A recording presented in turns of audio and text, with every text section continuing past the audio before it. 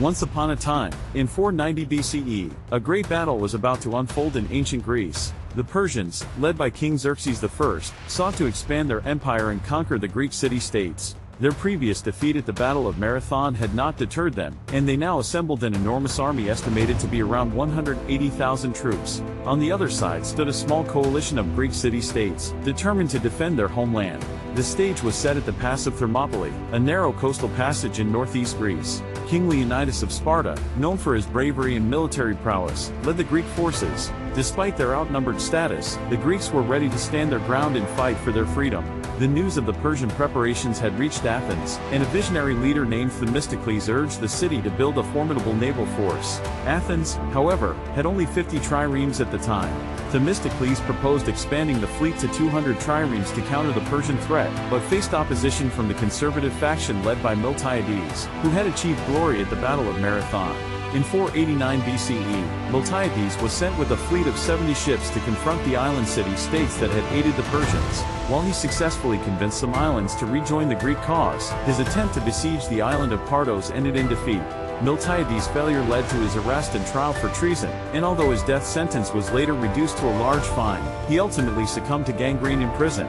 With Miltiades disgraced, Themistocles emerged as the dominant political figure in Athens. He worked tirelessly to prepare the city-state for war, implementing reforms and securing approval to increase the fleet to 200 triremes. Meanwhile, in 481 BCE, Xerxes, the new Persian king, launched his invasion with one of the largest forces in history. The exact size of his army and navy is debated, but it was estimated to consist of around 600 ships and 3 army corps of 60,000 men each. The Persians held a significant advantage in numbers, outnumbering the Greeks at least 3-1 on land and 2-1 at sea. In the spring of 480 BCE, the Persian host reached the Hellespont, where engineers had constructed an incredible bridge. It consisted of rows of boats facing the current, connected by flaxen cables and covered with planks, brushwood, and earth. This engineering marvel allowed the Persian forces to cross from Asia into Europe in just 7 days and nights. The Battle of Thermopylae was about to begin. The Greeks, aware of the Persian advance, had strategically chosen this narrow pass to defend. King Leonidas and his brave Spartan warriors, joined by soldiers from other Greek city-states, stood ready to face the overwhelming Persian army. The battle that ensued was a testament to the Greek spirit of patriotism and sacrifice. Despite their limited numbers, the Greeks fought valiantly, displaying exceptional courage and resilience. They held the Persians at bay for several days, inflicting heavy losses upon their enemy. However, the Greek position eventually became compromised, as a local resident betrayed them by revealing a mountain path that allowed the Persians to flank their position. With their defenses compromised, the Greeks faced a difficult decision. King Leonidas chose to dismiss most of the Greek forces, sacrificing himself and a small contingent to provide a crucial delay, allowing the other Greek troops to withdraw. The Battle of Thermopylae resulted in a Persian victory, but it came at a high cost.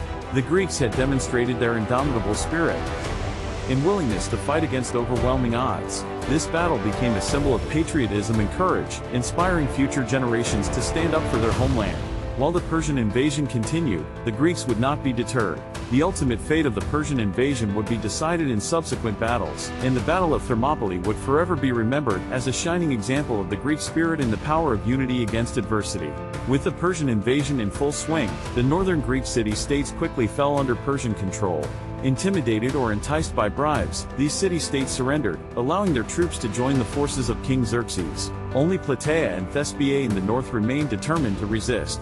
In a rare display of unity, Athens and Sparta joined forces. Athens provided a formidable naval fleet, while Sparta sent the main contingent of land forces commanded by King Leonidas. The Greek plan was for the land forces to hold off the Persians long enough for the fleet to force a Persian withdrawal. Themistocles led the Athenian fleet, which, joined by other Greek vessels, totaled 271 frontline ships. They set sail to confront the Persian fleet, which consisted of over 650 ships, reduced to around 500 after a storm. In mid-August, the Greek fleet engaged the Persian ships off the northern coast of Euboea at Artemisium. Although the battle ended inconclusively, the Greeks managed to capture around 30 Persian vessels. Meanwhile, the Greek land force, consisting of approximately 4,000 men under the command of King Leonidas, took position at the Pass of Thermopylae, located about 135 miles north of Athens. At the time of the Persian invasion, the pass was a narrow track flanked by the waters of the Gulf of Malis to the south and cliffs to the north. Leonidas chose this site because a small force could effectively hold off a much larger one. The core of Leonidas's force consisted of 300 Spartan men-at-arms, accompanied by approximately 900 helots. Leonidas had deliberately selected only fathers with sons to ensure that no Spartan family line would be extinguished in the battle.